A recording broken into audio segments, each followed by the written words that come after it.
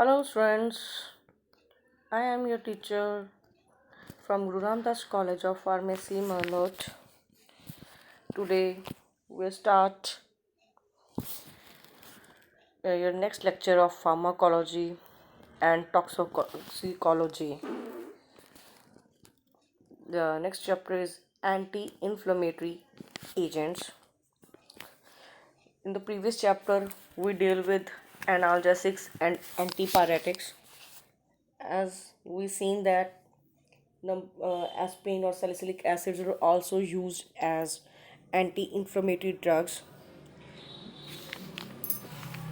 but here we are discussing more drugs, major drugs that are used as a anti-inflammatory agents. So let's start. What are the anti-inflammatory agents? पिछले chapters में हमने salicylic acid के बारे में पढ़ा था, analgesic और antipyretics के चैप्टर में। आज हम एंटी इन्फ्लेमेटरी एजेंट्स के बारे में पढ़ने जा रहे हैं। तो बहुत से ड्रग्स होती हैं जिनकी प्रॉपर्टीज सिमिलर होती हैं, एक ड्रग दूसरी ड्रग के लिए यूज़ की जाती है। जैसे कि हमने प्रीवियस चैप्टर में सैलिसिलिक एसिड के बारे में पढ़ा था और पैरासीटामोल के बारे में पढ़ा था। तो एस्पिरिन तो हमें भी पता है कि एंटी इन्फ्लेमेटरी भी है, बट जो मेन ड्रग्स हैं जो एंटी इन्फ्लेमेटरी एजेंट्स का काम करते हैं उनके बारे में हम यहाँ पे आज देखेंगे कि वो कौन कौन से हैं। तो देखते हैं। Most of anti inflammatory agents that are clinically use possesses analgesic property. तो जैसे कि मैंने बताया कि बहुत सारे एनाल्जेसिक्स जो ड्रग्स होते हैं उनकी एंटी इन्फ्लेमेटरी प्रॉपर्टी है। उन्होंने फर्स्ट लाइन में मेंशन कर दिया कि बहुत से ऐसे एजेंट्स हैं, एंटी इन्फ्लेमेटरी ड्रग्स हैं जिनकी एनाल्जेसिक प्रॉपर्टी होती है, जो पेन के लिए भी यूज़ किए जाते हैं। But they are not routinely indicated in situations where pain can be managed. But वो हमेशा ऐसा नहीं है कि रूटीनली जैसे कि नॉर्मल पेन हुआ तो हम एंटी इन्फ्लेमेटरी ड्रग्स ही लेंगे। तो उनके लिए तो जो ड्रग्स हैं, सिंपल ड्रग्स हैं जो हमारे घर में अवेलेबल होते हैं सेल्फ मेडिकेशन के लिए, वही लेते हैं, जैसे कि एस्पिरिन और पैरासीटामोल, बिकॉज जो वो ज़्यादा सेफर हैं एज ए सेल्फ मेडिकेशन के लिए। तो एंटी इन्फ्लेमेटरी ड्रग्स को हम किन किन डिजीज़ के लिए यूज़ करते हैं वो हम आगे देख रहे हैं। और वो प्रिस्क्राइब ड्रग्स होती हैं जो डॉक्टर्स हमें रिकमेंड करता है। ये हम सेल्फ मेडिकेशन के लिए नहीं यूज़ कर सकते। हम एज ए अपने घर पे नहीं रखते हैं कि हाँ हमें इन्फ्लेमेशन हो जाएगी तो हम ये वाला ड्रग ले लेंगे, नहीं, ये डॉक्टर से प्रिस्क्राइब करवाना पड़ता है, फिर हम ले सकते हैं। तो एंटी इन्फ्लेमेटरी ड्रग्स कहाँ कहाँ यूज़ होती हैं, जैसे कि रियूमेटॉइड आर्थराइटिस, एनकाइलोजिंग स्पॉन्डिलिटिस और ऑस्टियोआर्थराइटिस। एनकाइलोजिंग स्पॉन्डिलिटिस डिजीज़ होती है जिसमें इन्फ्लेमेशन हमारी स्पाइन की इन्फ्लेमेशन होती है, हमारे स्पाइनल कॉर्ड की इन्फ्लेमेशन होती है, या फिर लार्ज जॉइंट्स में होती है। ये मोस्टली एडल्ट्स में होती है। या वहाँ पे क्या होता है कि जो स्पाइन की फ्लेक्सिबिलिटी होती है वो कम हो जाती है और पेन शुरू हो जाता है, फ्लेक्सिबिलिटी ख़त्म होनी शुरू हो जाती है, तो बैक पेन रहने लग जाता है। तो वहाँ पे हम कह देते हैं कि स्पाइन की इन्फ्लेमेशन हो रही है, तो उस डिजीज को बोलते हैं एंकिलोजिंग स्पॉन्डिलिटिस। और ऑस्टियोआर्थराइटिस जॉइंट पेन हो गया। कॉर्टिकोस्टेरॉइड्स या other agents like gold, penicillamine, hydroxychloroquine are also used in rheumatoid arthritis. Most commonly prescribed drugs कौन से हैं जो हम रूमेटॉइड डिजीज़ के लिए लेते हैं, वो है नसेट्स, जिसकी हम यहाँ पे बात करते हैं, non steroidal anti inflammatory drugs. इसमें आ जाता है जैसे phenylbutazone, oxyphenbutazone, indomethacin, ibuprofen, diclofenac, piroxicam, meclofenac acids और कुछ न्यू एजेंट्स हैं। मैकेनिज्म ऑफ एक्शन देख लेते हैं। इन्फ्लेमेशन एक टिश्यू रिएक्शन है, हमारे टिश्यू में जो हम कह देते हैं कि वहाँ पे इन्फ्लेमेशन हो रही है। तो इनको 3 फेजेस में डिवाइड किया गया। पहले एक्यूट इन्फ्लेमेशन, फिर आ गया है इम्यून रिस्पॉन्स, फिर आ गया chronic inflammation. In acute inflammation में इनिशियल रिस्पॉन्स क्या होता है, स्टार्टिंग होती है, टिश्यू इंजरी होती है। टिश्यू इंजरी होती है तो वहाँ से ऑटोकॉइड्स रिलीज होते हैं। ऑटोकॉइड्स दैट इज हार्मोन्स रिलीज होते हैं। इनमें से कौन कौन से आ जाते हैं हार्मोन्स, जैसे कि inflammogens, histamine, serotonin, bradykinin, prostaglandins, leukotrienes, ये आ जाते हैं। निसेट्स का काम क्या होता है, इन हार्मोन्स को ब्लॉक करना। सबसे पहले जो किसको ब्लॉक करते हैं, जैसे कि आ जाता है प्रोस्टाग्लैंडिन्स। प्रोस्टाग्लैंडिन कहाँ से सिंथेसिस होता है, साइक्लोऑक्सीजनेज एंजाइम से।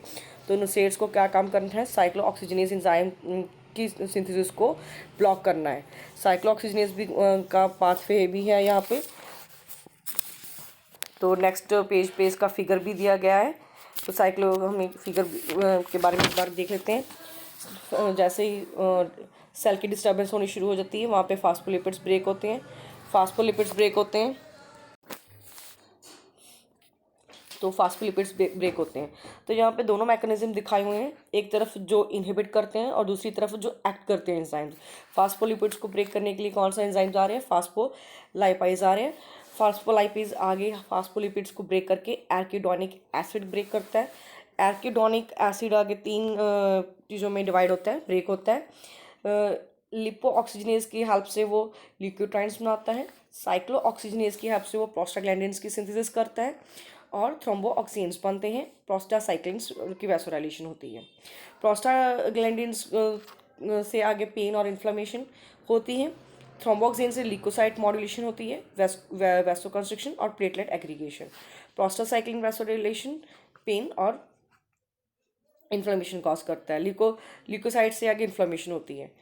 तो लिक्विट्राइन्स आगे वो आगे अपने और इंजाइम्स में ब्रेक होते हैं, LTBP4 और LTC4D4E4 में। फिर आगे जाके जो है इनसे इन्फ्लेमेशन कॉज होती हैं। इन सब को रोकने के लिए जो हम ड्रग्स यूज़ कर रहे हैं उनको, इन इंजाइम्स को ब्लॉक कर रहे हैं। सबसे पहले जैसे फास्फोलाइपेज इनहिबिटर्स आ गए, तो उनको इनहिबिटर्स कौन से हैं? कॉर्टिकोस्टेरॉइड्स इनहिबिटर्स हैं। फैटी एसिड सब्स्टिट्यूशन डाइट आ गई आगे एर्किडोनिक एसिड को रोकने के लिए। तो लिपोऑक्सीजनेज को रोकने के लिए आ गया लिकोफिलोनाइक ड्रग आ गया। लिक्विट्राइन्स बन रहे हैं, वहाँ पर रिसेप्टर एंटागोनिस्ट एक्ट करता है, मॉन्टिल्यूकेस्ट बनते हैं। तो उन ये सब लिपोऑक्सीजनेज की वजह से होता है। तो लिपोऑक्सीजनेज को वहाँ से ही हमें इनहिबिट करना होगा। साइक्लोऑक्सीजनेज को इनहिबिट करने के लिए एस्पिरिन और NSAIDs दिए जाते हैं। तो ये कुछ मैकेनिज्म ऑफ एक्शन हमारे पास यहाँ पे आ गया, जिसमें पाथवे बन गया कि ड्रग्स कैसे एक्ट करती हैं और उनको इनहिबिट करने के लिए कौन सी ड्रग हम यूज़ करते हैं। तो आगे हम यहाँ पे साइड इफ़ेक्ट्स देख लेते हैं इसके। आप मैकेनिज्म ऑफ एक्शन का देख लेना यहाँ से, और उसका पाथवे बहुत अच्छे से याद करो तो बेटर रहेगा।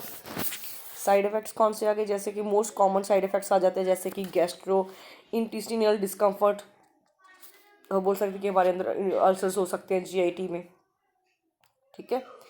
अल्सरेशन एंड ब्लीडिंग, देखो वो आगे भी लिखा है। तो ये कुछ नॉर्मल से साइड इफ़ेक्ट्स है, वैसे तो ठीक है। कुछ साइड इफ़ेक्ट्स आ गए।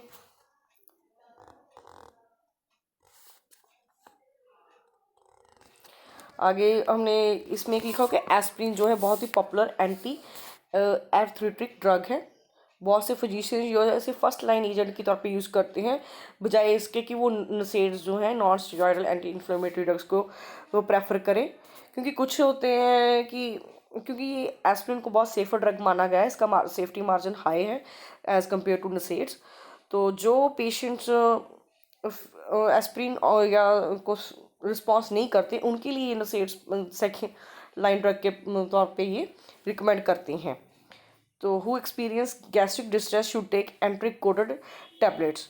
Choline magnesium trisalicylates and choline salicylates are two non-acetylate salicylates. They are claimed to produce less gastric irritation than aspirin. ये तो हमने देख लिया। अब हम इसकी ड्रग्स देख लेते हैं। इसमें कौन सी ड्रग्स आती हैं NSAIDs में?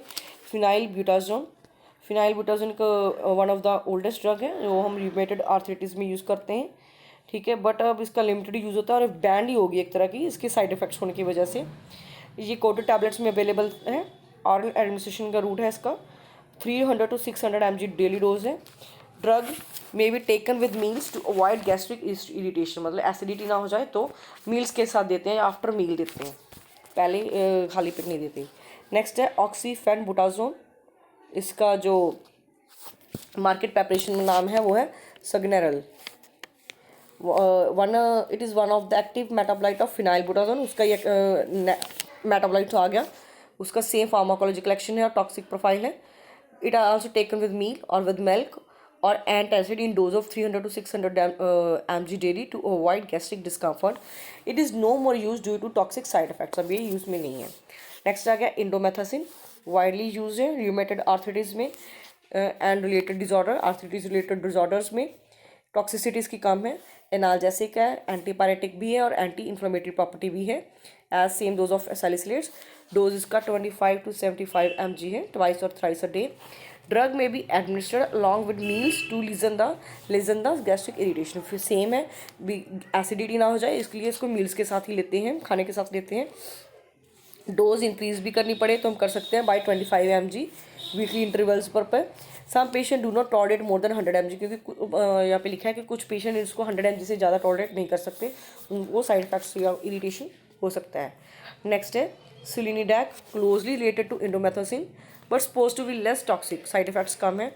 यूजुअल डोज इसका 150 to 100 mg twice a day है। जैसे वो इंडोमेथोसिन का तो एक मेंशन किया कि 100 mg से लोग ज़्यादा नहीं ले सकते हैं, लेकिन ये 150 to 200 mg तक इसका डोज चला जाता है ट्वाइस अ डे। नेक्स्ट है ibuprofen, most common Brufen drug है जो हम आमतौर पे लेते हैं। ये हमारे घर पे भी अवेलेबल होती है, सेल्फ मेडिकेशन भी है। It is a propionic and acid derivative है, इंट्रोड्यूस इन 1969। रिलेटेड ड्रग्स आगे जैसे naproxen, ketoprofen, flurbiprofen. Other significant advantage over aspirin and indomethacin since they are better tolerated. Analgesic है, एंटीपायरेटिक है और एंटी इन्फ्लेमेटरी भी है।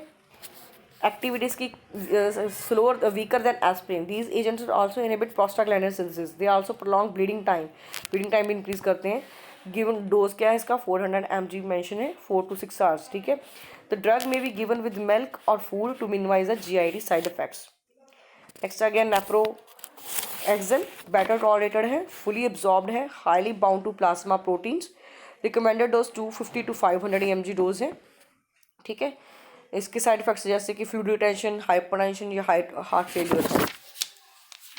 नेक्स्ट आ गया कीटोप्रोफिन 25 mg डोज हो गया। फिर मेफेनिक एसिड्स आ गया, ठीक है। और अदर ड्रग्स जैसे आ गया इसकी पिरोऑक्सीकैम, डिक्लोफिनैक भी बहुत कॉमन साल्ट है जो हम अपने घर में एज ए एनाल्जेसिक रखते हैं।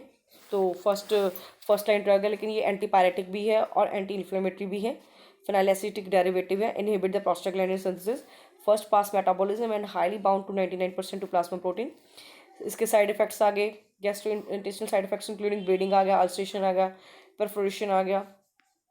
Small dose 70 to 150 mg daily in 2 to 3 divided dose में डेली हम लेते हैं। डिक्लोफिनैक तो आम कॉमन से है। आगे कैट्रोलैक आ गया। साइड इफेक्ट्स क्या आगे इनके इसके अंदर आ जाते हैं जैसे कि गैस्ट्रिक डिस्कम्फर्ट तो मेन है जो सब में कॉमन आ गया। इसके अलावा और कौन कौन से आ गए जैसे हाइपरसेंसिटिविटी रिएक्शंस हो जाते हैं, ब्लड डायस्कैरिसिस हो गया ल्यूकोपेनिया से, ठीक है। प्लास्टिक एनीमिया आ गया। CNS साइड इफेक्ट्स कॉज करता है जैसे कि headache, dizziness, blurring of visions, ठीक है। यूजेस क्या है, एनाल्जेसिक तो है as compare to paracetamol. Intermittent pain के लिए, माइल्ड टू इंटरमिटेंट पेन के लिए दिया जाता है। अदर आगे skin rheumatoid arthritis, osteoarthritis and acute musculoskeletal disorders में ये इसकी यूजेस थी। अब सेलेक्टिव COX2 इनहिबिटर्स कौन से हैं वो देख लेते हैं। तो इनहिबिटर्स कौन कौन से वो तो हमने वैसे भी उस ड्रग्स में देख लिए। साइक्लोऑक्सीजनेज इज एक enzyme which convert arachidonic acid into various prostaglandins, ठीक है। तो यहाँ पे हम इसकी ड्रग्स देख लेंगे ये क्योंकि सिलेक्टिव COX2 इनहिबिटर्स और COX1 वो उस डायग्राम में ही आ गया था वहाँ पे, क्योंकि हमने सिर्फ मैकेनिज्म ऑफ एक्शन में आ गया था कि दो होते हैं ना एंजाइम साइक्लोऑक्सीजनेज के, साइक्लोऑक्सीजनेज 1 और साइक्लोऑक्सीजनेज 2, ठीक है। साइक्लोऑक्सीजनेज 1 को कोई और ड्रग्स इनहिबिट करते हैं, साइक्लोऑक्सीजनेज को 2 करते हैं। तो कुछ ड्रग्स एज ए साइक्लोऑक्सीजनेज 1 को इनहिबिट करने के लिए यूज़ की जाती हैं, इस 1 को का एक्शन रोकने के लिए यूज़ की जाती है, और कुछ साइक्लोऑक्सीजनेज 2 को ब्लॉक करने के लिए काम करते हैं। जो 2 को ब्लॉक करने के लिए काम करते हैं उनमें से बहुत कम होते हैं जो 1 को भी ब्लॉक करते हैं। तो आप ये हम यहाँ पे पढ़ सकते हैं। The current classification of is based on their selectivity preference to inhibit the COX isoenzymes। ये हमारे पास यहाँ पे क्लासिफिकेशन दी गई है, यहाँ पे देख सकते हैं। Highly COX1 selective COX1 selective, second अगर रिलेटिवली, फिर इक्वली सेलेक्टिव, फिर CO2 को कौन से इनहिबिट कर रहे हैं, और फिर बहुत ज़्यादा हाई कौन से कर रहे हैं। तो ये डिफरेंट ड्रग्स दिए हैं, ठीक है। तो ये वाला आप यहाँ पे आप देख सकते हैं कि कौन सा ड्रग किसको ब्लॉक कर रहा है, किसकी एक्टिविटी को कैसे ब्लॉक कर रहा है। तो अब हम यहाँ पे ड्रग्स देख लेते हैं। सबसे पहले मेलोऑक्सीकैम आ गया। मेलोऑक्सीकैम डेरिवेटिव ऑक्सीकैम का डेरिवेटिव है, ठीक है। ये COX2 को इनहिबिट करता है। GIT साइड इफेक्ट्स हैं इसके, डोज 7.5 to 15 mg है। Daily for osteoarthritis and rheumatoid arthritis है। रोफिकॉक्सिब हो गया, सेलेक्टिव कॉक्सिब 2 इनहिबिटर है, has no deleterious effects on stomach. Cox 1 को इनहिबिट नहीं करता, ना ही ये प्लेटलेट फंक्शन को अल्टर करता है। इसकी एंटी इन्फ्लेमेटरी प्रॉपर्टी भी है, एंटी एपायरेटिक भी है और एनाल्जेसिक प्रॉपर्टी भी है। Rarely absorbed by oral route and highly bound to plasma protein, excreted in urine as a dihydrometabolite। Dose इसका 1 ऑस्टियोआर्थराइटिस के लिए 12.5 mg to 25 mg once a day है। नेक्स्ट आगे देख सकते हैं सैलिकॉक्सिब, ये सिलेक्टिव कॉक्स 2 इनहिबिटर है। फार्माकोलॉजिकल प्रॉपर्टी उसकी टॉक्सिक इफेक्ट्स है as the same of rofecoxib. Recommended dose 200 mg है। Twice a day 100 to 200 mg दे सकते हैं रियूमेटॉइड आर्थराइटिस के लिए। आगे ड्रग है इटोरियोकॉक्सिब, फिर वेल्डिकॉक्सिब, नीमूसलाइड तो कॉमन है बट ये भी बैंड है। सल्फानेलेट कंपाउंड है, anti inflammatory, analgesic and antipyretic property भी है। कॉक्स 2 इनहिबिटर है, डिवाइड ऑफ गैस्ट्रिक टॉक्सिसिटी नहीं होती है। Possesses other properties such as inhibition of neutrophil activation, antioxidant properties. Recommended dose इसकी 100 mg ट्वाइस अ डे है। Also indicated in sprains, post operative dental pains, ठीक है, डिसनमोडिया, inflammatory conditions. दूसरी और drugs जो यहाँ पे हैं नेबम्यूटोन, इटोडेलॉक, यहाँ पे कुछ ड्रग्स और दिए जैसे जो कि कॉक्स 2 इनहिबिटर्स की इनहिबिटर है, एंटी इन्फ्लेमेटरी दोनों की प्रॉपर्टी है, रियूमेटॉइड आर्थराइटिस के लिए यूज़ की जाती हैं। जो लास्ट ड्रग है वो गैस्ट्रोटॉक्सिसिटी उसकी कम है, ठीक है, 200 to 400 mg डोज है। तो ये कुछ ड्रग्स हमने यहाँ पे एंटी इन्फ्लेमेटरी में कॉक्स 1 इनहिबिटर्स देख लिया, कॉक्स 2 इनहिबिटर्स देख लिया। तो कुछ ड्रग्स के बारे में हम नेक्स्ट चैप्टर में डील करेंगे, नेक्स्ट लेक्चर में डील करेंगे। कुछ एंटी इन्फ्लेमेटरी ड्रग्स कुछ और भी हैं इनके अलावा, जो ड्रग्स गाउट के लिए भी यूज़ की जाती हैं कुछ, तो वो सब हम नेक्स्ट लेक्चर में डील करते हैं कि गाउट के को ब्लॉक करने के लिए, गाउट की डिजीज़ को कंट्रोल करने के लिए कौन से एंटी इन्फ्लेमेटरी दिए जाते हैं, जब कुछ और कौन कौन से ड्रग्स हैं जो as a anti inflammatory drugs काम करते हैं। तो आज का ये लेक्चर हम यहीं पे ख़त्म करते हैं।